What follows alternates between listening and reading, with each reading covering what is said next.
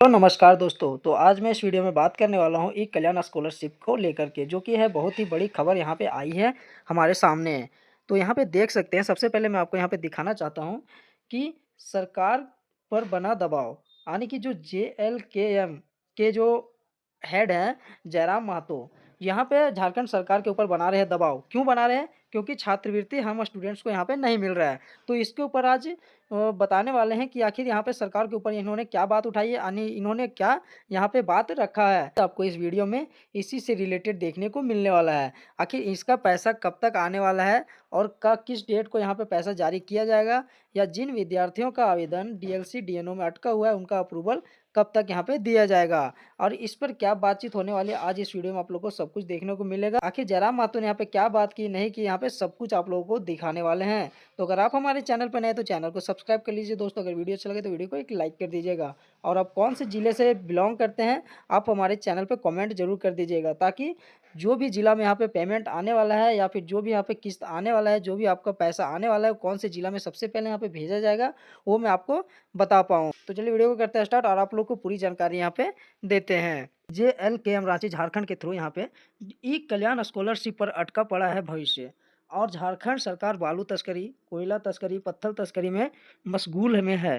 Transfer posting उद्योग से फल फूल रही है। झारखंड सरकार के विधायक, सांसद, किसी को स्कॉलरशिप के अभाव से पढ़ाई छूट गई है तो कोई उधार के दम पर पढ़ाई कर रहा है। बिल्कुल यहाँ पे सही बोला गया दोस्तों, कि जो स्कॉलरशिप पर जो अटका पड़ा है स्टूडेंट का जो यहाँ पे भविष्य, तो यहाँ पे क्या है, झारखंड सरकार को इससे कोई मतलब नहीं है। इससे मतलब है झारखंड सरकार को सिर्फ कोयला तस्करी का किधर करना है, बालू तस्करी क्या हो रहा है, पत्थर तस्करी क्या हो रहा है, यानी कि इनको सबका अपना अपना मुनाफा दिख रहा है। लेकिन यहाँ पे जो झारखंड के बच्चे लोगों का यहाँ पे ज़िंदगी यहाँ पे दाँव पे लगा है, उनसे इसको घंटा फ़र्क नहीं पड़ रहा है। और क्यों नहीं पड़ रहा है? इनको तो क्या, इनका तो पैसा आ रहा है बालू तस्करी में, पत्थर तस्करी में, कोयला तस्करी में, और ये लोग जो भी ट्रांसफ़र जो पोस्टिंग है उनसे ये लोग तो फल-फूल रहे ही है। इन लोग से कोई फ़र्क ही नहीं पड़ रहा है कि ये स्टूडेंट जाए, भाड़ में जाए, इधर जाए, उधर जाए, हमें कोई फ़र्क नहीं पड़ने वाला है दोस्तों। दोस्तों आप अपने दम पे यहाँ पे आवाज़ उठाइए, और ई कल्याण का जो ऑफिस है वहाँ पे जाइए, उनके अधिकारियों से बात कीजिए, आखिर उनका स्कॉलरशिप का पैसा क्यों अटका हुआ है, क्यों नहीं दिया जा रहा है।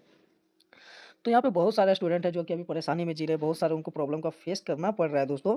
वो मैं भी समझ रहा हूँ, और इनका जो डेट है वो धीरे-धीरे क्या है कि बढ़ता जा रहा है, बढ़ता जा रहा है। एक डेट यहाँ पे दे नहीं पा रहे हैं। तो यही कहना चाहते हैं कि इस स्टूडेंट्स का आप थोड़ा दर्द समझिए, उन लोग कहाँ से पढ़ाई कर रहे हैं, नहीं पढ़ाई कर रहे हैं, उन लोग को थोड़ा प्रॉब्लम का समझने का कोशिश कीजिए। तो यहाँ पे देख सकते हैं दोस्तों, यहाँ पे बतलाया गया है जेबीकेएसएस आर्मी के द्वारा बोला गया है यहाँ पे छात्रवृत्ति को लेकर के, कि मुख्यमंत्री हेमंत सोरेन जी फंड भेजिए इधर, छात्रों के भविष्य दांव पर है। छात्रवृत्ति केवल आर्थिक सहायता नहीं है, बल्कि पढ़ाई जारी रखने का साधन है। कि जो छात्रवृत्ति है वो आर्थिक सहायता के लिए ही सिर्फ नहीं दिया जाता है, या कोई मनोरंजन के लिए नहीं दिया जाता है, या फिर किसी के घरेलू सहायता के लिए, या फिर किसी जगह यूज करने के लिए नहीं दिया जाता है। स्कॉलरशिप सिर्फ और सिर्फ पढ़ाई के लिए दिया जाता है, जो कि यहाँ पे झारखंड राज्य सरकार को समझ में नहीं आ रहा है। तो देखिए, कृपया इस और विशेष ध्यान दें, बहुत बुरा हाल है। अगर फंड यहाँ पे जारी नहीं किया गया है, अगर छात्रवृत्ति अगर नहीं मिल पाएगा, तो यहाँ पे जो स्थिति है छात्रों की वो बहुत ही गंभीर है, यानी कि बहुत ही उनका खराब स्थिति है। क्योंकि वो जो पैसा कहीं से लोन उठा करके, या तो फिर कहीं से भी वो लोग इसी के जरिए वो लोग अपना पढ़ाई का कार्यक्रम वो लोग पूरा कर रहे हैं। तो वो लोग जो पढ़ाई का जो कार्यक्रम कर रहे हैं, आखिर उनका जब तक आगे स्कॉलरशिप यहाँ पे नहीं आएगा दोस्तों, तो कब तक उनका यहाँ पे पढ़ाई चलता रहेगा। आखिर बीच में अगर उनका पढ़ाई अगर छूट गया तो उनके भविष्य के साथ तो यहाँ पे खिलवाड़ हो जाएगा।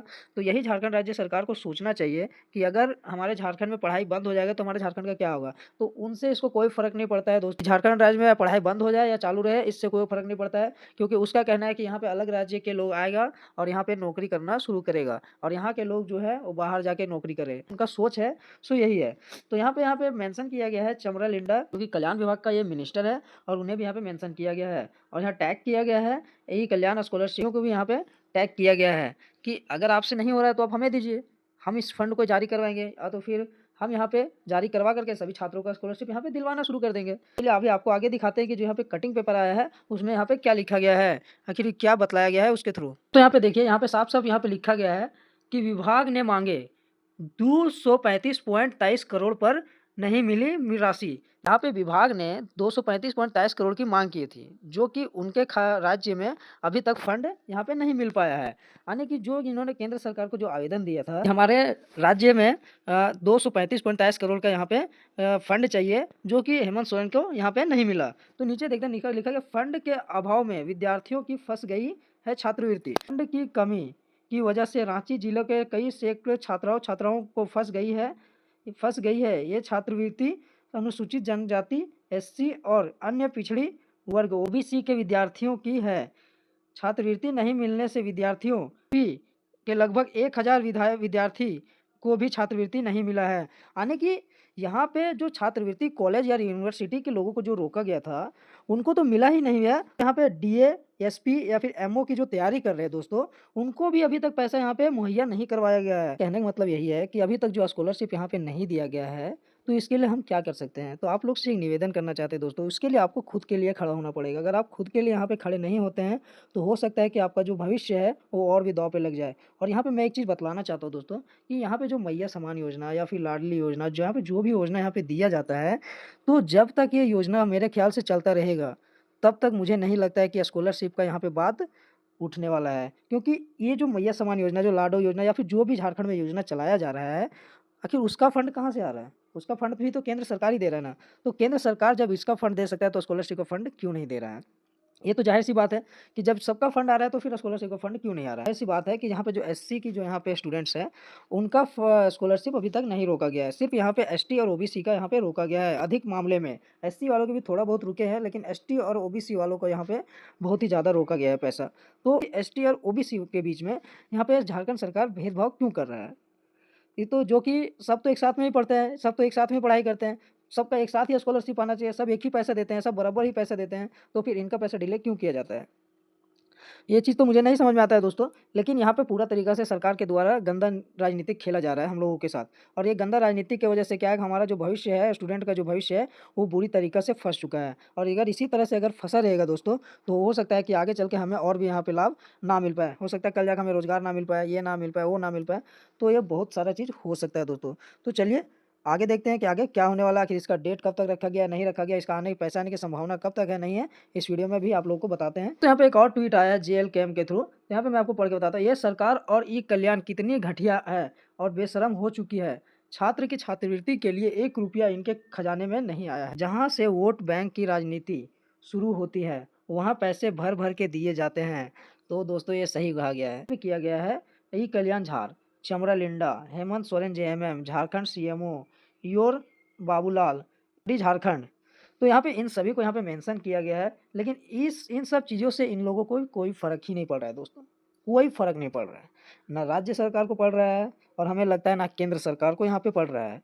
क्योंकि अगर यहाँ पे अगर कोई भी आवाज़ अगर उठा रहा है, तो उनकी आवाज़ को यहाँ पे क्या कर रहा है, दबाया जा रहा है।